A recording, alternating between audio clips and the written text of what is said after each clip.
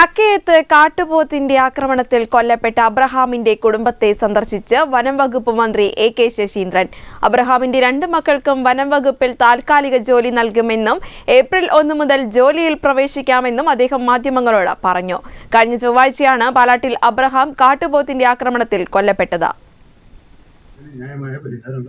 കക്കയത്ത് കാട്ടുപോത്തിന്റെ ആക്രമണത്തിൽ കൊല്ലപ്പെട്ട അബ്രഹാമിന്റെ 2 മക്കൾക്കും വനം വകുപ്പിൽ താൽക്കാലിക ജോലി നൽകുമെന്ന് വനം വകുപ്പ് മന്ത്രി എ.കെ. ശശീന്ദ്രൻ. അബ്രഹാമിന്റെ വീടും കുടുംബത്തെയും സന്ദർശിച്ച ശേഷം മാധ്യമങ്ങളോട് സംസാരിക്കുകയായിരുന്നു അദ്ദേഹം.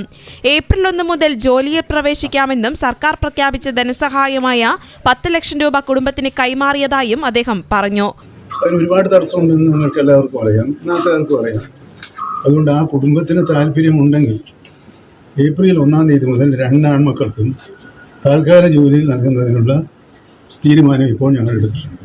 ഇതാണ് സംബന്ധം. പക്ഷെ അത് കുടുംബത്തിന് താല്പര്യമുണ്ടെങ്കിൽ മാത്രം അടിച്ചേൽപ്പിക്കാനോ ഒന്നും ഉദ്ദേശിച്ചില്ല. അവർക്ക് താല്പര്യമുണ്ടെങ്കിൽ തീർച്ചയായും 1 തീയതി മുതൽ അവർക്ക് ജോലിക്ക് ഹാജരാകാം. ഇതാണ് ഇന്നത്തെ തീരുമാനം. ഈ കാര്യത്തിൽ എല്ലാവരും സഹകരിക്കുമെന്നാണ് ഞാൻ വിചാരിക്കുന്നത്. മക്കളിൽ ഒരാൾക്ക് സ്ഥിരം ജോലി വേണമെന്നായിരുന്നു കുടുംബത്തിന്റെ ആവശ്യം. എന്നാൽ ഇതിൽ പിന്നീട് തീരുമാനമെടുക്കുമെന്നും മന്ത്രി കുടുംബത്തെ അറിയിച്ചു.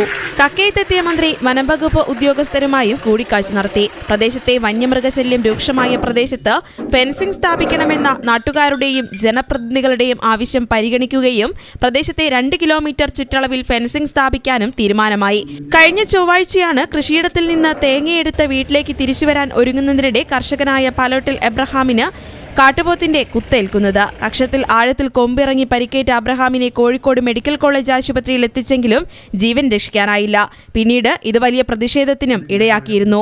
ഇതിന് പിന്നാലെയാണ് മന്ത്രി കക്കയത്തെത്തിയത്. വീട് സന്ദർശനത്തിൽ consumer fed chairman M Mehboob, Sachin Dev MLA, Koorachundu ഗ്രാമപഞ്ചായത്ത് പ്രസിഡന്റ് പോളി കാരക്കട തുടങ്ങിയവർ പങ്കെടുത്തു.